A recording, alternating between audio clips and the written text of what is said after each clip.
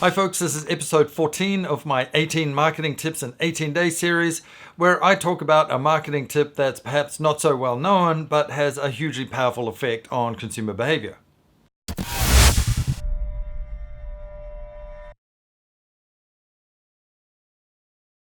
So in this episode, I'm going to talk about message framing and how to craft messages to maximize engagement. So what's message framing? Well, usually when you have an idea, you can express it in a positive way or a negative way. Let's say you're running a campaign, for example, to collect money for a Save the Children fund. You could frame the message negatively: if you don't donate, 1 million children will die. Or you could frame the message positively: if you donate, we can save 1 million people. In general, when the message is framed as a gain, it gets more engagement and people respond to it. So have a look at this example here. This was a classic experiment done in a market. So they had two butchers, each selling the exact same mincemeat.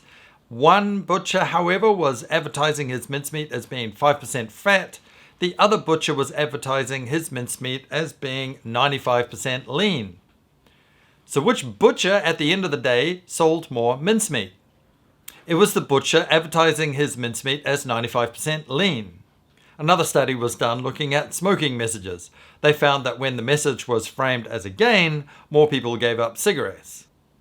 So that's today's tip. When you're crafting message for your content, make sure you frame it in a positive gain way and you'll come out a winner. So this was episode 14. Thanks for watching. I'm Brent Coker. See you next time.